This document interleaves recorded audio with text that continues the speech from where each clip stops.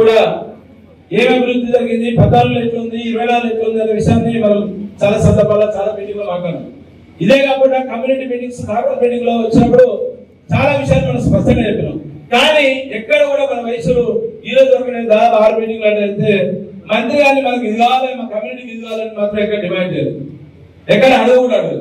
ఎందుకు అడగలేంటే నాకు అర్థం కూడా కాదు. అడగాలంటే భయమా, లేకపోతే అడిగితే మనం అనుకుంటారా?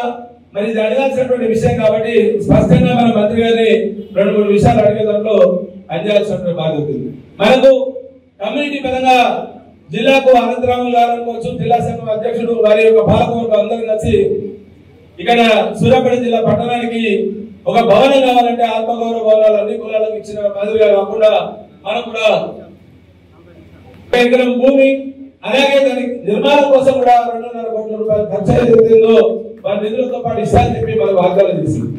ఒకవేళ పార్టీ పరంగా రిక్వెస్ట్ ఉంటుంది, పార్టీ పదవులలో కూడా ఇక్కడ ఉన్నటువంటి మన పార్టీకి సంబంధించినటువంటి వ్యక్తి, మన కమ్యూనిటీకి సంబంధించినటువంటి వచ్చింది. పార్టీ పదవులలో కూడా ఇంకా చాలా అవకాశాలు కల్పించాల్సినటువంటి అవసరం ఉన్నది. దాని వేదిక ద్వారా అన్నగారికి తెలియజేస్తాం. కమ్యూనిటీ విషయానికి వచ్చినప్పుడు రాజకీయ పరంగా కూడా ఇంకా నామినేటెడ్ పదవులు వస్తే, అలాగే ఈరోజు 119 నియోజకవర్గాల్లో కొంతమంది నాయకులు, కాంగ్రెస్ పార్టీకి సంబంధించినటువంటి నాయకులు మేము వైశ్య కమ్యూనిటీ కోసం అది చేస్తాం ఇది చేస్తాం చెప్తున్నటువంటి నేపథ్యంలో 2014 కావచ్చు, 2018 కావచ్చు, 2023 కావచ్చు, ఈ 3 పదవులు కూడా ఒక్క ఎమ్మెల్యే స్థానం కూడా కాంగ్రెస్ పార్టీ చేయలేదు. భారతీయ జనతా పార్టీ ఒక టికెట్ ఇచ్చింది. ఎక్కడ ఇచ్చింది అంటే మనం ప్రచారం పెట్టుకోవడం కోసం నిజామాబాద్ అర్బన్ లో విగాల గణేష్ గుప్తా గారు ఏకైక శాసనసభ్యులు ఉంటే అక్కడ కావాలని బీజేపీ ఒక క్యాండిడేట్ పెట్టి ఇబ్బంది పెట్టేటువంటి పరిస్థితి తీసుకొచ్చింది. దయచేసి మనం జాగ్రత్తగా వ్యవహరించి ఇక్కడ అత్యున్నతమైనటువంటి మెజార్టీ తోటి, ఆ మెజార్టీ వచ్చిందంటే ఓన్లీ వైశ్యుల ద్వారానే ఎక్కువ మెజార్టీ వచ్చిందని చెప్పే విధంగా జగదీశ్ అని 3వసారి మనం మంత్రి పదవిలో చూడాల్సి, అలాగే అత్యధిక మెజార్టీ నల్లగొండ జిల్లాని అత్యధిక మెజార్టీ ఇచ్చే విధంగా మన కమ్యూనిటీ మొత్తం పూర్తి స్థాయిలో అన్నకు అండగా ఉంటుందని చెప్తూ, మరి మనకు కావాల్సినటువంటి విషయాల్లో నామినేటెడ్ విషయాల్లో వ్యాపారాలు అయితే అభివృద్ధి చెందినాయి.